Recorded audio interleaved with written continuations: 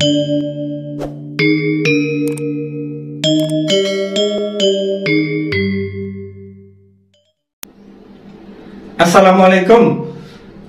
Saya Kang Cep, founder Meditasi Kuantum dan Majelis Dzikir serta Tasawuf Sirul Asro. Selama ini saya mempunyai cita-cita bagaimana ilmu spiritual itu mampu dipelajari oleh setiap orang, khususnya spiritual Nusantara. Spiritual Nusantara itu mengadopsi juga dengan spiritual dari luar negeri, khususnya dari ilmu tasawuf atau ilmu ma'rifat, dipadukan dengan kearifan lokal, sehingga ilmu spiritual Jawa ini lebih bisa terkoneksi dengan alam,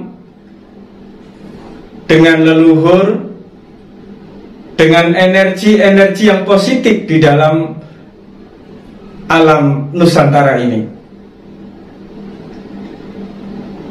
Saya selalu merenung dan saya selalu berpikir, alangkah baiknya apabila pelajaran tentang kesadaran, tentang alam bawah sadar, tentang mindset, tentang pengembangan diri itu ada nilai-nilai spiritualnya, sehingga apapun yang dia pelajari di dalam pelatihan, di dalam metode yang dia lakukan, itu terkoneksi dengan alam Indonesia ini, sehingga pola pikirnya, kesadarannya, hatinya mudah terkoneksi dengan alam Indonesia, sehingga dia mudah mencapai kesuksesan, kemakmuran, kebaikan, keberkahan di dalam kehidupannya.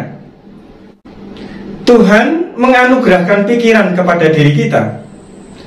Akan tetapi pikiran itu apabila kita tidak bisa memanfaatkannya dengan bijaksana, akan membuat diri kita lelah, akan membuat diri kita bosan, akan membuat diri kita mudah terserang penyakit, baik itu secara fisik maupun secara non-fisik.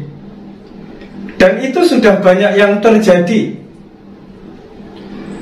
Manusia dengan segala pikirannya, kadang-kadang mereka tidak bisa mengendalikan pikirannya. Yang terjadi justru sebaliknya, orang-orang itu dikendalikan oleh pikirannya. Orangnya di sini pikirannya bisa di mana saja. Orangnya sedang mau tidur, pikirannya masih mengembara kemana-mana, sehingga waktu terbangun pun, waktu terjaga pun, dia tidak mengalami sebuah ketenangan. Apalagi di saat menjelang tidur, bahkan di saat tidur pun dia akan dihantui oleh mimpi-mimpi yang buruk, karena disebabkan oleh pikirannya yang tidak terkendali. Karena pikiran yang terlalu lelah, seseorang itu mudah stres, mudah marah-marah, mudah pikun, sehingga di dalam kehidupannya tidak mendapatkan sebuah kebahagiaan dan ketenangan di dalam batinnya. Agar pikiran kita ini menjadi kuat, pikiran kita menjadi dapat kita kendalikan, sehingga pikiran kita mampu menambah hal-hal yang positif di dalam kehidupan kita. Pikiran bisa menyenangkan kita, menjadikan sebab diri kita selalu bahagia, selalu tersenyum dimanapun kita berada, dan di dalam keadaan apapun. Pikiran kita menjadikan imun tubuh kita menjadi kuat, sehingga tidak mudah terserang oleh penyakit dan virus, karena kita mudah tersenyum dan hati selalu bahagia. Kita tentunya mendambakan pikiran kita itu bagaimana supaya membuat diri kita itu bahagia, diri kita itu nyaman, kehidupan kita menjadi mudah, urusan kita menjadi mudah, tidak terbelit-belit, tidak dipersulit oleh keadaan dan lingkungan di sekitar kita. Pikiran ini akan kuat, pikiran ini akan menjadi positif, sehingga pola pikir kita pun akan menjadi positif apabila kita sering memikirkan tentang Tuhan kita. Kita pergunakan pikiran itu untuk memikirkan Tuhan kita, untuk memikirkan kebesaran Tuhan kita, keagungan Tuhan kita, Maha pengampunnya Tuhan kita, kekuasaan Tuhan kita, dan lain sebagainya. Pikiran agar kuat, sering-seringlah kita buat merenung. Memikirkan tentang Tuhan berarti kita sedang merenung. Diam-diam kita memikirkan tentang keluar masuknya nafas kita. Kita pikirkan bagaimana napas ini masuk ke dalam paru-paru kita, lalu memompa jantung, dan jantung itu memompa darah sehingga mengalir di dalam seluruh tubuh kita. Kita pikirkan bagaimana Tuhan membuat awan, lalu membuat hujan, sehingga tanah ini menjadi subur, dan biji apapun yang ditanam begitu tumbuh dan berbuah yang bermanfaat bagi kehidupan kita. Kita berpikir bagaimana Tuhan seringkali mengabulkan doa-doa kita, mencukupi segala urusan kita. Meskipun ada keinginan-keinginan dan cita-cita serta doa yang belum terkabul, namun lebih banyak anugerah, lebih banyak pemberian Tuhan yang belum kita syukuri, yang belum kita perhatikan, yang belum kita pikirkan di dalam kehidupan ini.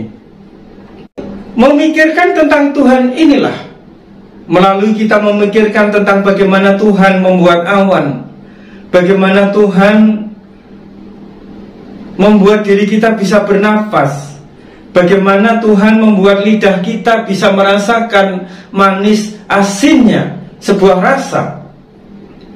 Memikirkan bagaimana Tuhan membuat mata kita bisa melihat, memikirkan bagaimana Tuhan membuat telinga kita masih bisa mendengar. Pikiran-pikiran yang terhubung dengan Tuhan, pikiran-pikiran yang memikirkan tentang keagungan Tuhan, kekuasaan Tuhan, inilah yang akan menguatkan pikiran kita. Inilah yang akan membuat pikiran kita selalu positif, karena terkoneksi dengan energi Tuhan yang ada di dalam setiap segala sesuatu yang Allah berikan kepada diri kita, yang ada di dalam setiap keberadaan di dalam kehidupan kita. Semuanya terhubung dengan Tuhan kita, semuanya terhubung dengan Sang Pencipta yang Maha Agung lagi Maha Perkasa.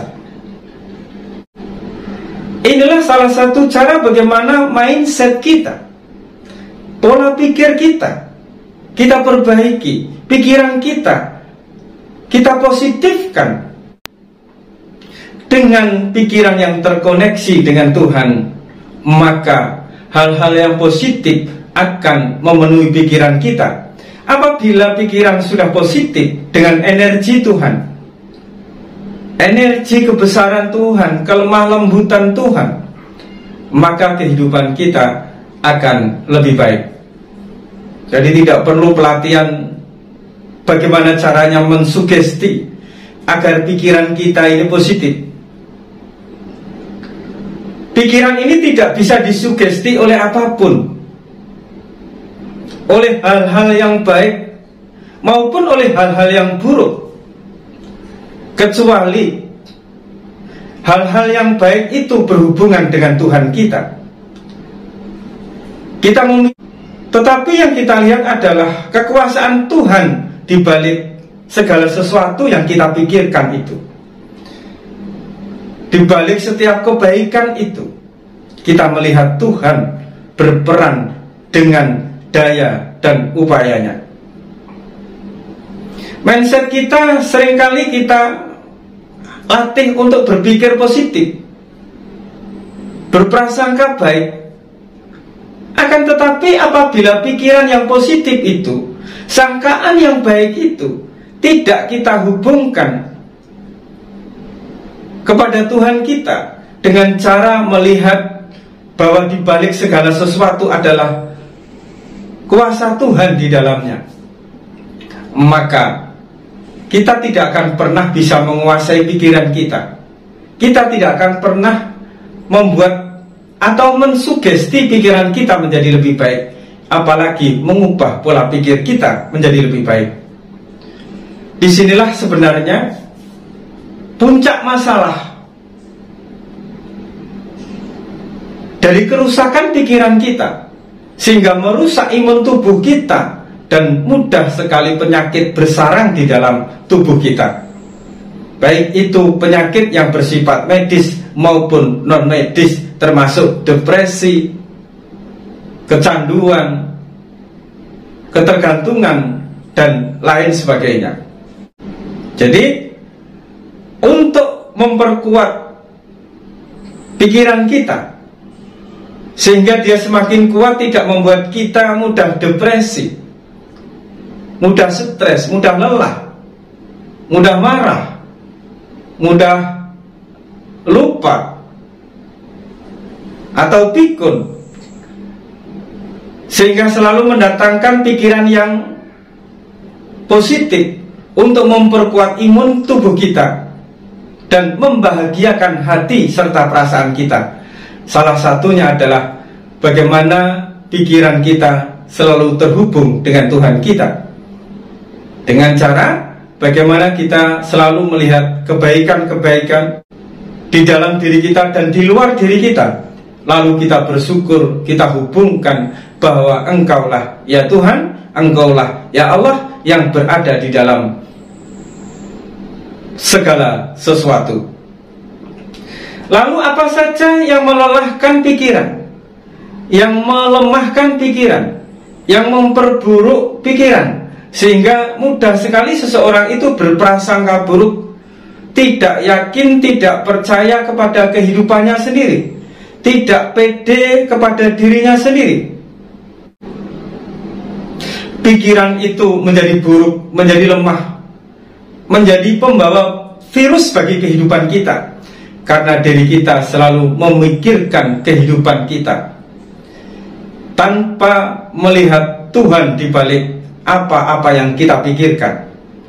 Kita selalu didorong oleh kesenangan-kesenangan, kepuasan-kepuasan, sehingga selalu banyak angan-angan, selalu banyak harapan kepada sesuatu yang nyata-nyata dia tidak nyata di dalam kehidupan kita.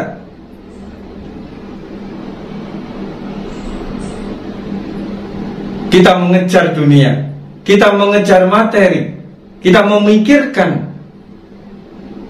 materi, memikirkan keberlimpahan, memikirkan uang, memikirkan sesuatu yang berbau dunia.